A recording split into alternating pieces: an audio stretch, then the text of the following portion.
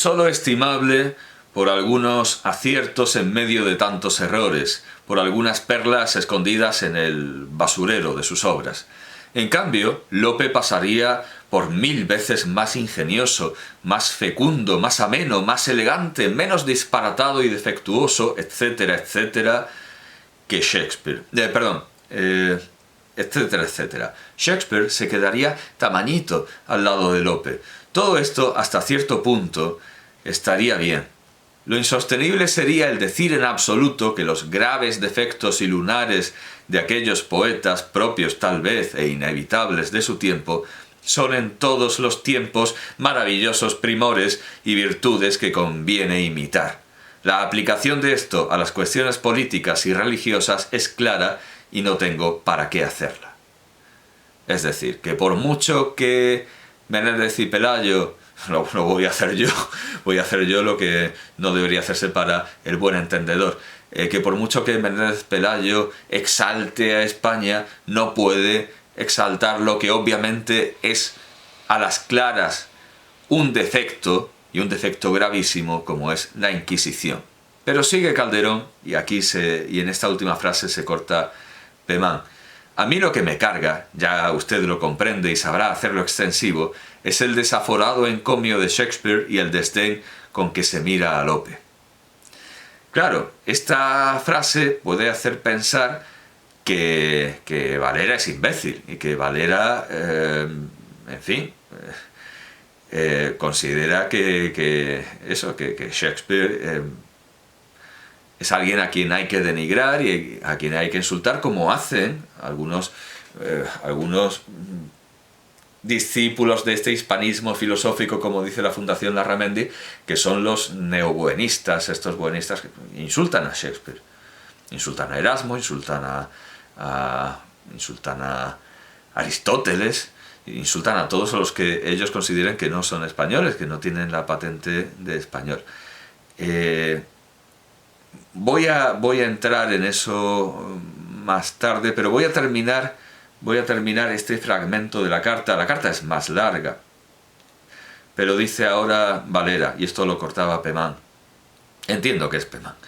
Estos portugueses me parecen unos descastados, aborrecedores de su propia gente y deseosos de parecer ingleses, pero los ingleses hallan, en su vanidad, que de los portugueses a ellos hay más grados en la escala de los seres que de los portugueses a los macacos.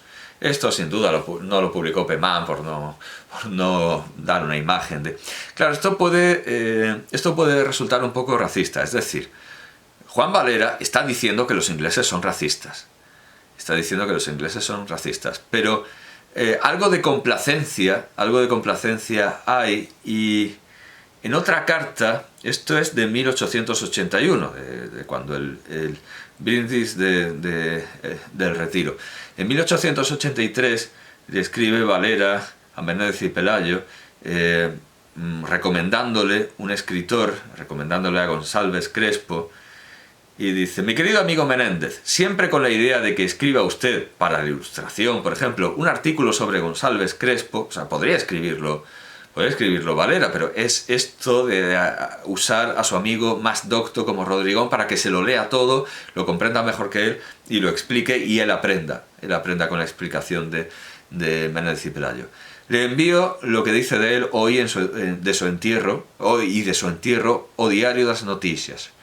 Mi empeño de que alguien, usted más que nadie, escriba sobre este poeta no es porque yo me entusiasme grandemente por él, sino porque a los españoles nos conviene hacernos cargo de lo que por aquí pasa. Esto es un pedazo de nuestra península, y lo que aquí se escribe es un pedazo de nuestro pensamiento. De haber desgajado este pedazo, esta rama de su tronco, resulta marchita y sin carácter propio. Importa decir con ese sentimiento de que Portugal es una parte desgajada de España, al igual que España es una parte desgajada de Roma. Hasta aquí, bueno, ese españolismo que otros llaman iberismo. Y ahora una broma, que puede ser mal interpretada. Importa decir esto con suavidad. Gonsalves Crespo es un mulato, medio indio o medio mono, que remeda con cierta habilidad y primor a Musset y a Heine. Lo que pasa con González Crespo pasa aquí con todos los autores: carencia absoluta de sello nacional y castizo, cándida admiración de lo francés, adopción irreflexiva de cuanto se piensa por allí de filosofía al alcance de todos, historia, civilización, etc., lugares comunes de la gente culta francesa, considerados como prodigios de descubrimientos y como artículos de la fe nueva. De todo ello, algo de antipático para usted y para mí, que desdeñamos la vulgaridad metida a sabionda y adoramos lo castizo, original y propio. Con todo, o por lo mismo, conviene hacer artículos sobre González Crespo. Creo que se puede elogiar al individuo hasta dentro de ciertos límites y hacer resaltar el defecto general que yo aquí noto y que usted notará como yo. Claro, ¿qué es importante para valorar esta carta? Que es un documento privado lleno de bromas, que son bromas y que naturalmente no se pueden descontextualizar. Es el problema que tiene el publicar las cartas de los grandes hombres. Son textos privados, aunque cierto que Valera publicó sus cartas, por supuesto que Valera publicó sus cartas, pero no dejan de pertenecer a un mundo del que no se las puede desgajar y considerar que son discursos públicos. Muchas veces vemos que en los discursos públicos hay hasta valoraciones contradictorias y se hace de Capitán Araña, se recomienda un libro que luego en privado, como aquí, ¿verdad? Vamos a recomendar a González Crespo, pero González Crespo es un medio mono sin originalidad. Bueno, es interesante tener las cartas, desde luego, para matizar los discursos públicos.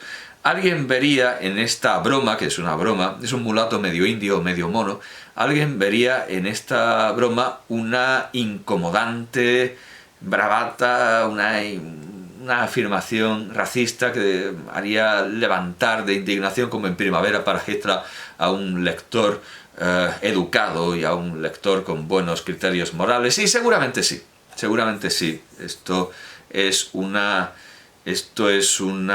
impertinencia racista que, en fin, antes he dicho que Valera atempera a Menéndez y Pelayo, pero en otras muchas cosas es Valera el que en privado suelta unos exabruptos de los que una buena persona como Menéndez y Pelayo, una persona educada, estaría completamente exento. Y en Valera encontramos muchos ramalazos y muchas impertinencias machistas y racistas que Menéndez y Pelayo sonríe con ellas, las saluda, pero él sería incapaz de estas afirmaciones de cuñado en la cena de Nochebuena, muy desagradables. Juan Valera es un hombre cultísimo, pero tiene estas impertinencias que hacen a veces su lectura desagradable.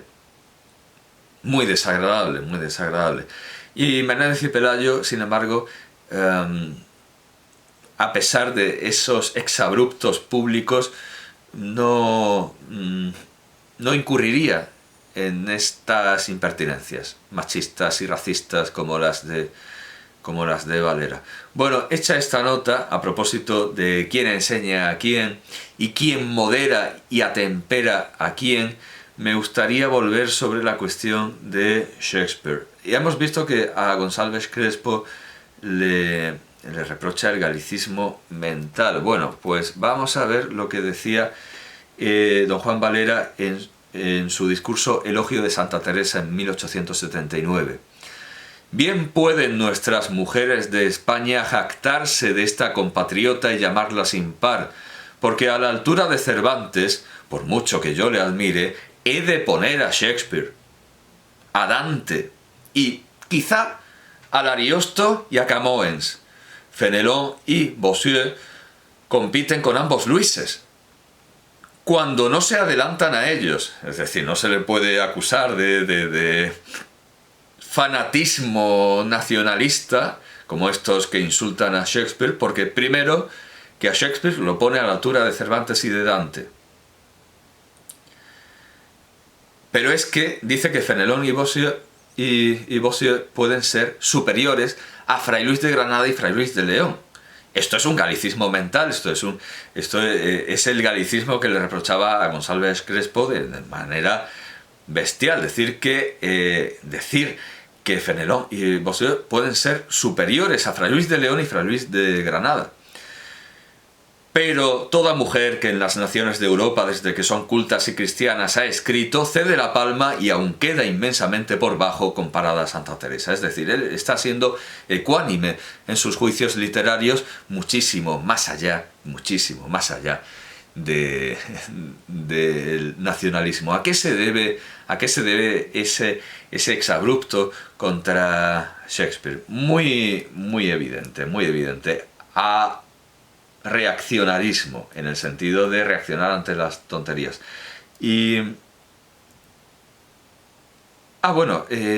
Quiero leer un pasaje también significativo sobre lo que es el españolismo de Menéndez y Pelayo y de Valera. Esto es del discurso de 1869 sobre la ciencia del lenguaje. En el teatro mismo, dice Valera, por más fuerzas que se hagan para elevarle, no hay ni puede haber en el día esa enseñanza, esa escuela de moral, esa institución religiosa del teatro griego. El teatro no puede ser entre nosotros sino poco más que un mero pasatiempo, una diversión culta y honrada, a pesar de las excelencias de Shakespeare y Calderón. El culteranismo, las extravagancias y el mal gusto que afean las obras de ambos, el realismo escéptico del uno, y esto es lo que puede hacer desagradable a Valera, a Valera no, a Valera el realismo escéptico le tiene que encantar a Menéndez y Pelayo, y sin embargo Menéndez y Pelayo traduce las obras de Shakespeare, eso es cierto, aligerándolas de ciertas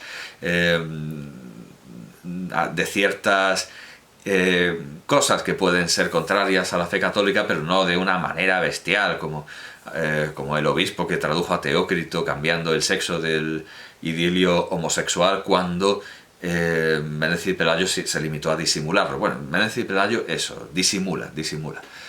Que afean las obras de ambos. El realismo escéptico de uno y el sentimiento religioso del otro, por demás intransigente y materialista, no consienten que se muestre en ellos aquella virtud profética, aquella enseñanza trascendente de las tragedias de Sófocles y Esquilo. Shakespeare vive en su época y la describe y la comprende. Calderón es un arcaísmo, como la corte en que vivía.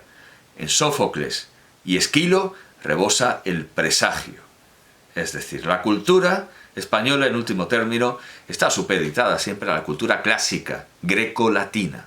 Y preciso, greco-latina, porque Valera también se preocupa de la cultura clásica sánscrita, es de los pocos que se preocupan de la cultura clásica sánscrita. Pero a donde quería... voy a buscarlo de una manera más sencilla.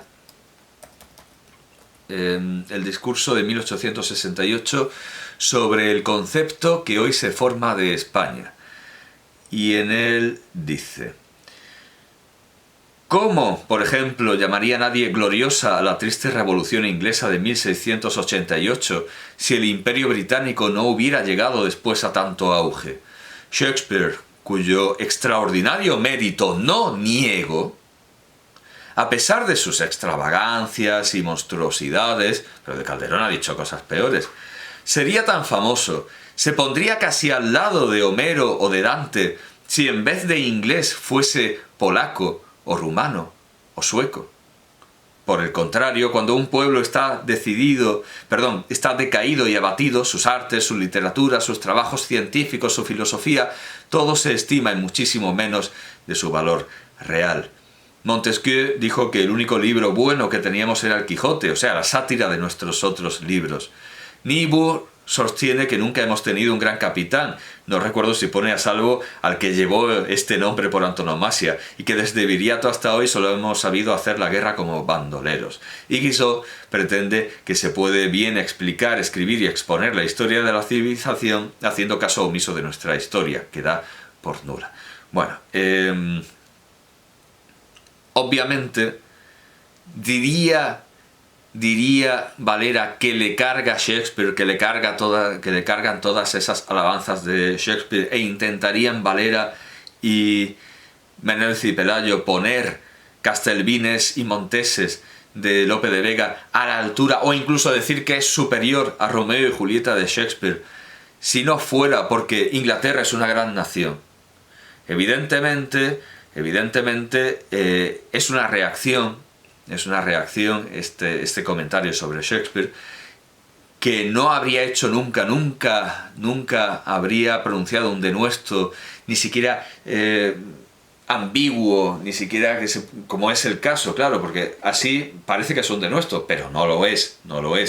Valera no está contra Shakespeare, Valera está en contra del continuo elogio que se hace de Shakespeare en lo que él entiende que ocurre en detrimento de Lope de Vega. Evidentemente se trata de que Inglaterra es una gran nación y por eso hay cierta animadversión contra el gran autor de una gran nación que no la hay contra el gran autor de Polonia o de Rumanía o de Suecia.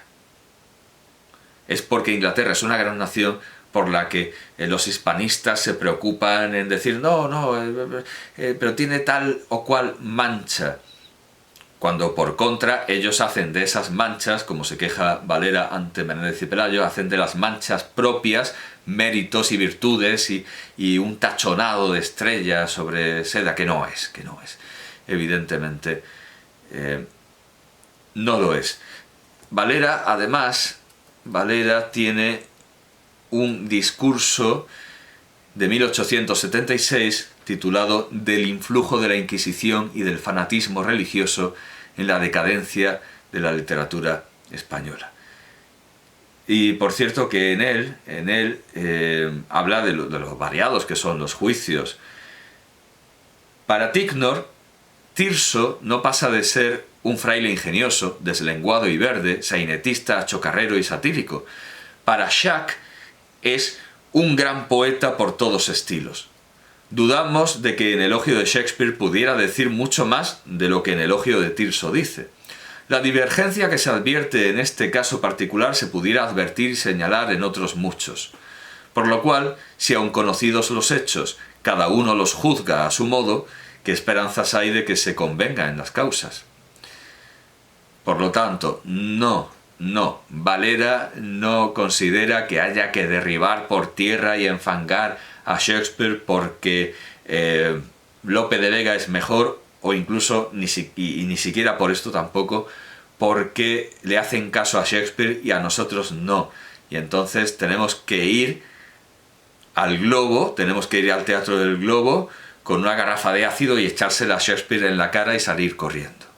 Que es lo que hacen los hispanófilos y los hispanistas, los filósofos hispanistas de hoy. Es un absurdo y una estupidez indigna de los modelos que dicen imitar. Bueno, esto en cuanto al discurso de El Retiro, el brindis de El Retiro. Creo que queda bastante bien expuesto. Ahora me dice La Vanguardia que no puedo leer el artículo porque menos mal que ya lo he leído. Esto en cuanto al Menéndez y Pelayo reaccionario. Ahora toca por fin hablar del Menéndez y Pelayo sabio, en toda su expresión. Para esto quizá el mejor resumen, en pocas palabras, en un párrafo o dos, es el que ya leí al tratar de Juan Luis Vives y que procede de El Pensamiento Español, del libro El Pensamiento Español de Luis Araquistáin Quevedo. Por tanto, remito a la lectura que ya hice al tratar de Juan Luis Vives y remito también a la presentación, a la disertación, a la prolusión sobre Luis Araquistáin Quevedo. Ahora el que me va a traer una plena y admirable semblanza del Menéndez y Pelayo sabio va a ser Leopoldo Alas Clarín. Aquí tengo el volumen cuarto de sus obras completas en novel. Voy a desnudar y aquí sí que salimos ganando con la desnudez, porque realmente el libro es muchísimo mejor en su interior. Bueno, pues aquí en este volumen se contiene un viaje a Madrid, que voy a buscar. Ni siquiera no he puesto ni un índice. Bueno, Un viaje a Madrid, de Leopoldo Alas Clarín. Vamos a ver, de hecho ni siquiera ni siquiera sabía dónde estaba el índice. O lo puedo buscar a ojo. Si me conozco el libro. Aquí está, Un viaje a Madrid. Un viaje a Madrid y en su segunda... Vamos a ver, un viaje a Madrid. Aquí está. Saludando al tomo tercero, curiosamente, porque era el tomo tercero del pensamiento español de Avellán, el que motivaba, aparte de la conmemoración del brindis del retiro, el artículo de González Bedoya. Bueno, pues aquí se saluda al tomo tercero, también al tomo tercero de la historia de las ideas estéticas en España. Menéndez Pelayo, Historia de las ideas estéticas en España. Tomo tercero, siglo XVIII. Dice Clarín: no todos se dedican en Madrid a salvar el país sin hacer nada. Si hay tantos ciudadanos que no leen ningún libro, aquí tenemos un joven que los lee todos. Son las 12 del día. El comedor está en el piso bajo, casi en la calle. Coches y carros ruedan a pocos pasos con estrépito horrísono, haciendo temblar los cristales. Los revendedores ambulantes gritan sin freno, los chiquillos alborotan pregonando periódicos. El ruido es como si estuviera en medio de la calle del Arenal. Junto a una columna de hierro, con la puerta de la calle a 1 metro de la espalda, sin sentir el frío que entra por aquella boca abierta constantemente, Marcelino Menéndez Pelayo almuerza deprisa y corriendo, y al mismo tiempo lee un libro nuevo, intonso, que él va cortando con su cuchillo. Entran y salen comisionistas franceses, italianos y alemanes, principal elemento de esta fonda. Algunos candidatos, no podía menos, a la Diputación a Cortes, y en medio de la confusión y el estrépito él estudia y medita como pudiera hacerlo un asceta en la Tebaida. De vez en cuando levanta los ojos, suspende la lectura y la comida para deglutir un bocado y digerir una idea. Sonríe, pero no es al comisionista inglés que tiene enfrente, sino a los pensamientos que le bullen a él mismo en el cerebro. Y así vive Menéndez Pelayo hace 10 años, en una fonda de las más bulliciosas, de tráfico incesante, donde comen bien los que tienen estómago de comisionista, pero mal los de estómago delicado. Hace años, el sabio menor de edad parecía enfermizo, por lo menos endeble y nerviosillo. En efecto, tenía que cuidarse, pasaba malos ratos, no se sentía bien, pero el estar enfermucho le robaba algún tiempo, y esto no podía continuar. Decidió tener salud completa y ya la tiene. Está ya más grueso, de mejor color, digiere piedras y libros, y no le hace daño leer mientras come. Esta salud necesaria para sus estudios la debe Marcelino, más que a los médicos, a su propia voluntad, que es de hierro. ¿Cómo este benedictino de levita fue a parar a una fonda en que tiene por celda un cuartucho en que penetran todos los ruidos del tráfico madrileño? ¿Por qué vive años y años como un viajante? No se sabe. Galdós opina que toda la filosofía de esto es la siguiente. Llegó Menéndez Pelayo de Santander a la puerta de la estación del Norte. Oyó que gritaban muchos caballeros con galones en la gorra: «¡Hotel de Rusia! ¡Hotel de la Paix! 4 naciones!». Y Menéndez Pelayo, que venía pensando en la casa romana de Pansa o en la de Championnet, se dejó llevar donde quiso el primero que topó con él, y desde entonces vive como vive sin darse cuenta de ello.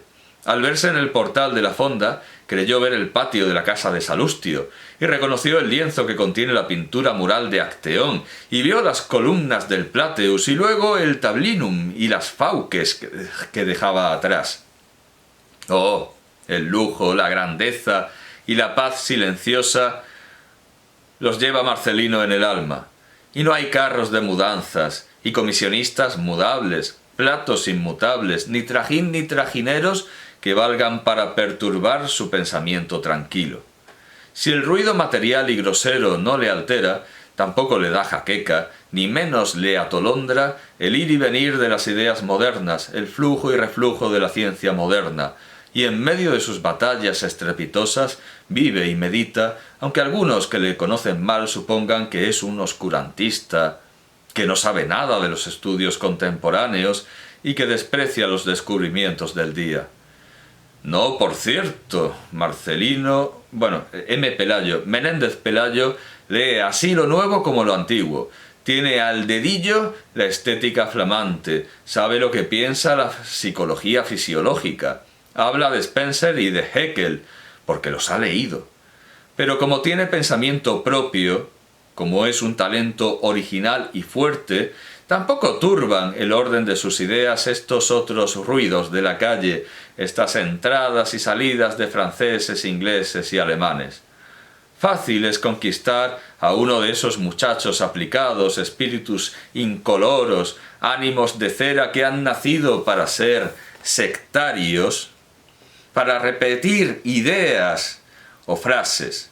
Pero Menéndez Pelayo lleva en el alma todas las raíces del espíritu español, las hojas y las flores en el aire, en el ambiente, recibiendo el impulso de todos los vientos, la luz de todo el cielo, pero las raíces alimentándose del jugo de su tierra.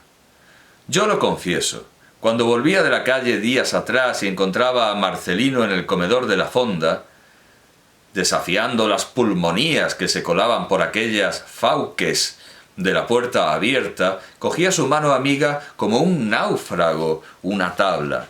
Fuera dejaba yo la marejada de ideas fugaces, de convicciones efímeras, confusas, contradictorias, insípidas o deletéreas, vaivén inconsciente que la moda y otras influencias irracionales traen y llevan por los espíritus débiles de tantos y tantos que se creen librepensadores, cuando no son más que fonógrafos que repiten palabras de que no tienen verdadera conciencia.